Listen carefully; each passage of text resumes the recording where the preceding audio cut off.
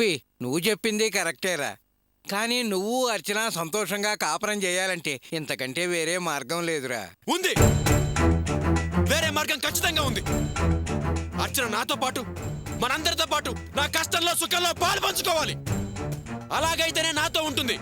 లేకపోతే వాళ్ళ పుట్టింట్లోనే ఉండమని చెప్పి అర్చనకి చెప్పాను. గోపి, అవునన్నా, ఎలాగైతే నేను విడిగా ఉండడానికి మీరందరూ కలిసి నిర్ణయం తీసుకున్నారో, నేను మీ నుంచి విడిగా వెళ్ళడానికి నిర్ణయం తీసుకున్నాను. దానికి ఒక్కటే దారి, ఇంత విషయం ఇవ్వండి, చచ్చిపోతాను.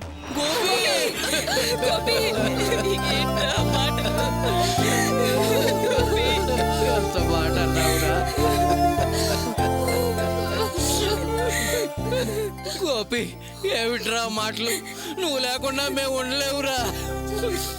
నాన్న, వాసు, అమ్మా, రాణి,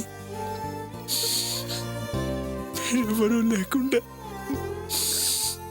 బ్రతకలేను.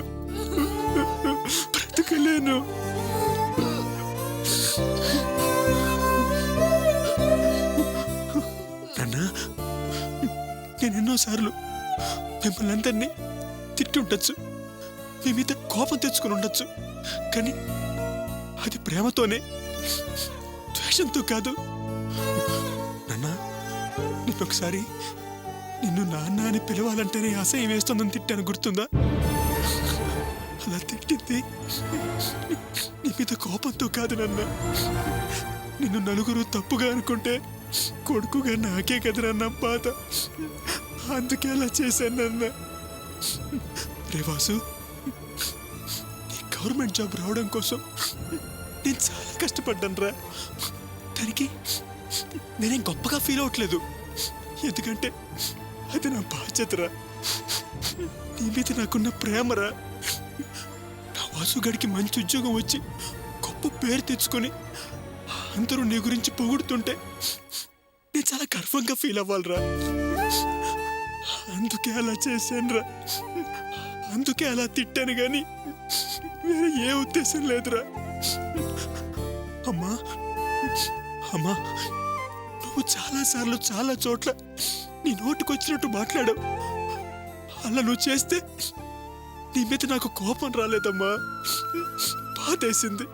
ఎందుకంటే ఆ అమ్మ గురించి బయట అందరూ తప్పుగా మాట్లాడుతున్నారమ్మా.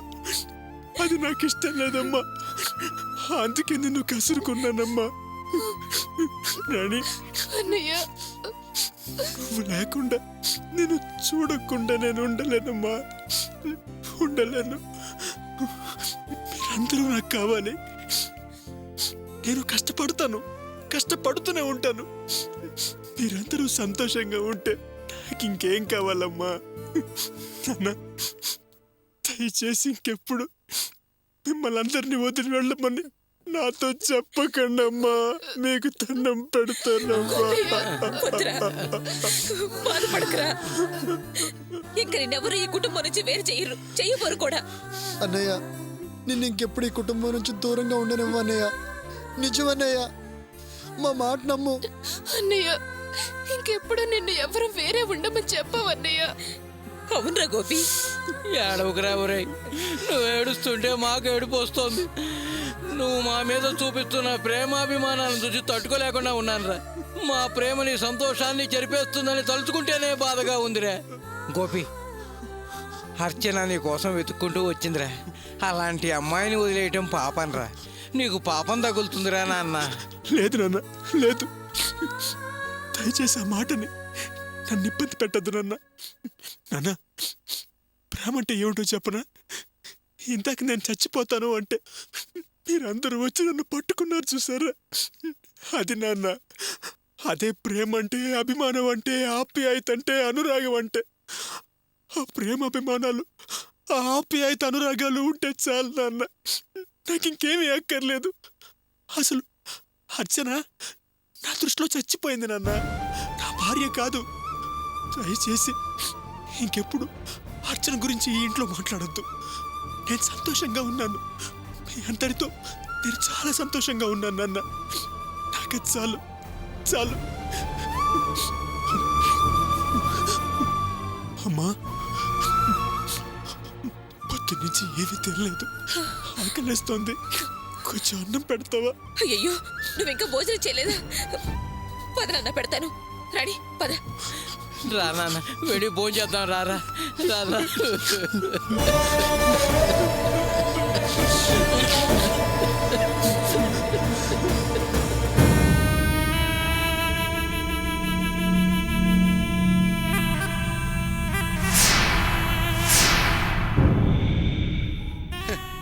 దీన్నేనమ్మా అమ్మ ప్రేమ, అమ్మ ఆశీర్వాదం అంటారు.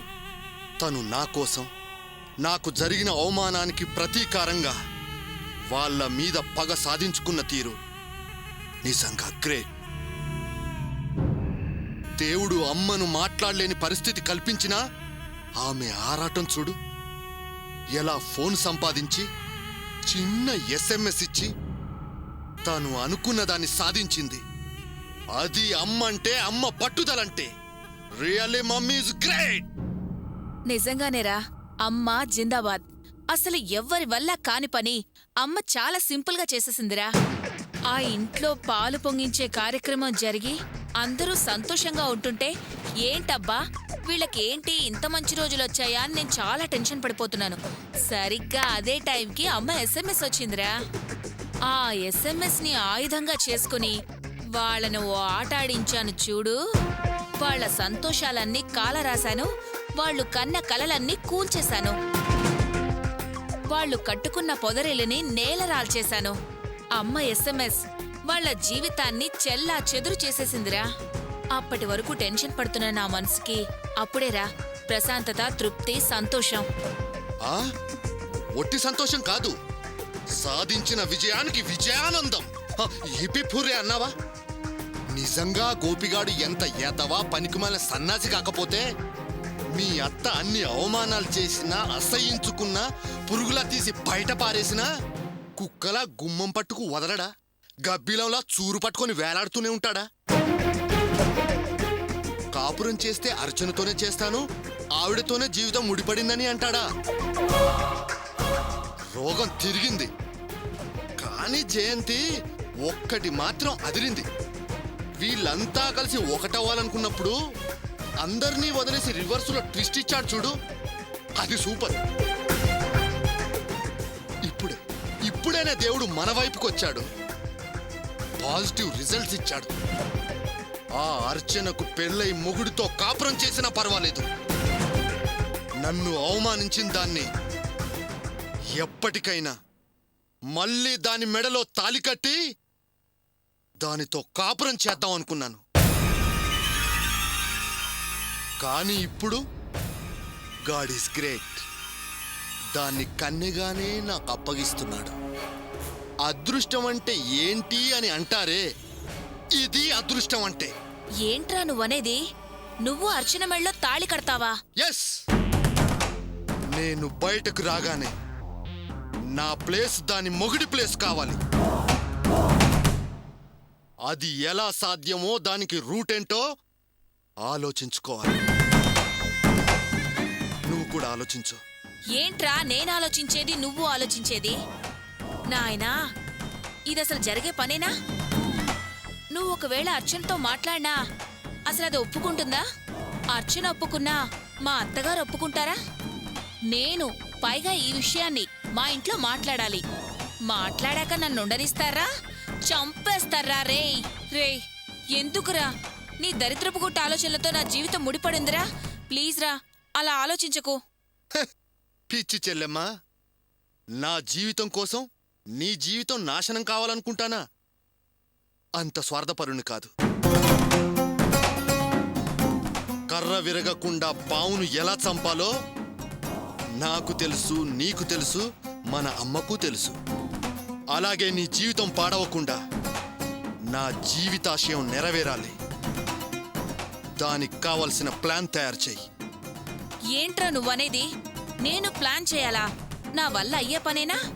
సాధించగలిగే వాళ్ళు డౌట్ పడకూడదు, గెలవగలిగే వాళ్ళు ఓటమిని గురించి ఆలోచించకూడదు. ఆ రోజు మనకు అవమానం జరిగిన రోజు నుంచి కాదు మనం చెయ్యలేం అనుకుంటే అమ్మ ఈరోజు ఈ విజయం సాధించేదా? ఆలోచించు జయంతి. నీ వల్ల కాని పని, నీ బుర్రకు తట్టని ఆలోచన అంటూ ఉండదు. నువ్వు చెప్పేది ఒక రకంగా కరెక్టేరా. కానీ ఇంతకు ముందు మనం ప్లాన్లు వేసేటప్పుడు ఆ అర్చన మనసులో ఆ గోపిగాడు లేడు.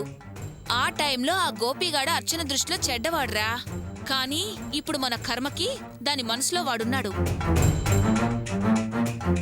వాణ్ణెలారా ఖాయం చేయించేది? ఒకసారి నువ్వే ఆలోచించు.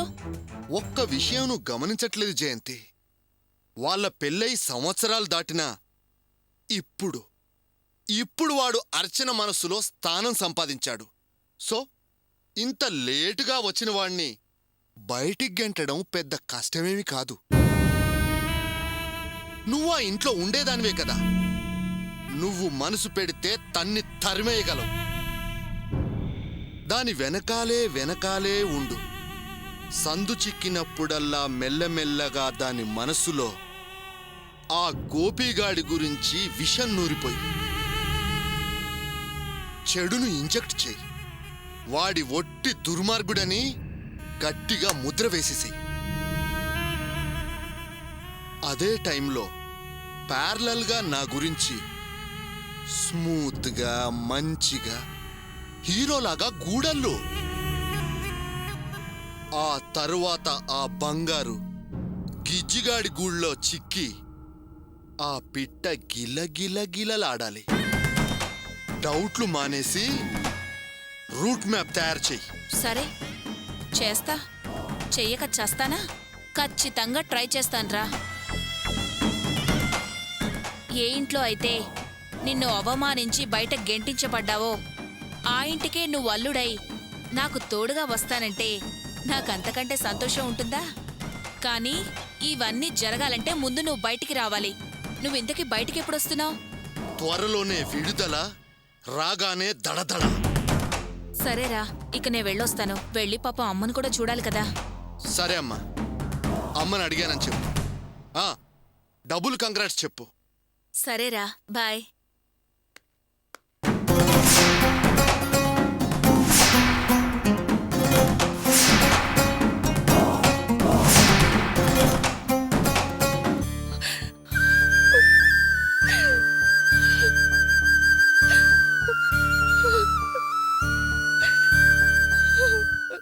ఎవరెన్ని ప్రయత్నాలు చేసినా విధి అనేది ఒకటుందని నీకు జరిగే సంఘటనలు బట్టి నమ్మొచ్చు అర్చన.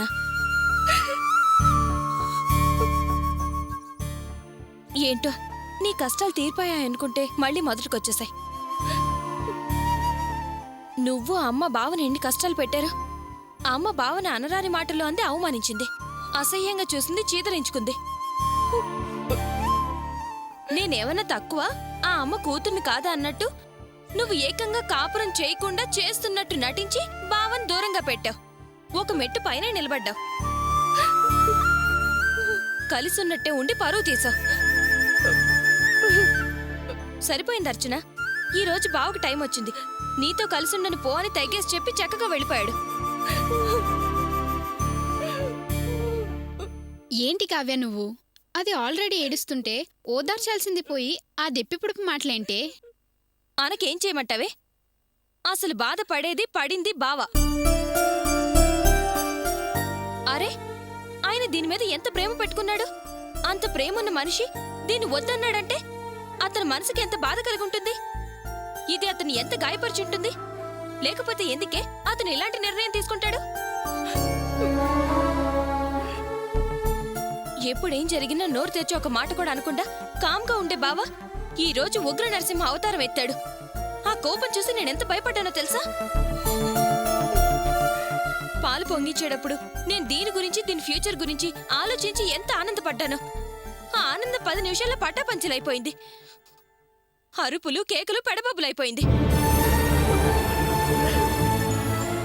అసలు ఈ గొడవ అంతటికీ కారణం అమ్మ పెట్టే కండిషన్స్. అసలు అమ్మ అలాంటి కండిషన్స్ పెట్టేటప్పుడు నేను గాని ఇంట్లో ఉండుంటే ఖచ్చితంగా పెట్టనిచ్చేదాన్ని కాదు, పెడితే ఒప్పుకునేదాన్ని కాదు. అసలు అలాంటి కండిషన్స్ కి బావ ఎలా ఒప్పుకుంటాడే? బావ సంగతి వదిలే. బావ గురించి నువ్వన్నీ తెలిసిందానివి. బావకు ఆ కుటుంబంతో సంబంధం ఉండకూడదు, బంధుత్వం ఉండకూడదనే కండిషన్స్ కి నువ్వెలా ఒప్పుకున్నావే? కావ్య, ఈ కండిషన్స్ కి అర్చనకి ఏమాత్రం సంబంధం లేదు.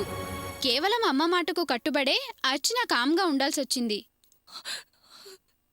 అంతేకాదు, ఆ రోజు బావ వాళ్ళ నాన్న మన ఇంటికొచ్చినప్పుడు ఈ కండిషన్స్ కి బావ ఒప్పుకున్నాడని చెప్పినప్పుడు కూడా అర్చన వాళ్లతో సపరేట్గా బయటికి వెళ్లి మాట్లాడి ఈ కండిషన్స్ కి తనకు ఎలాంటి సంబంధం లేదని చెప్పింది. అలా మామయ్య వాళ్లతోనే కాదు, వాసు, రాణి వాళ్ళొచ్చినప్పుడు కూడా అర్చన వాళ్ళకి ఈ విషయం వివరంగా చెప్పింది. ఇవన్నీ నాకు తెలిసిన విషయాలే. అందుకని ఈ విషయంలో అర్చనని తప్పుపట్టవలసిన అవసరమే లేదు. అమ్మ పెట్టిన కండిషన్స్ కి అర్చనకు ఏమాత్రం సంబంధం లేదు.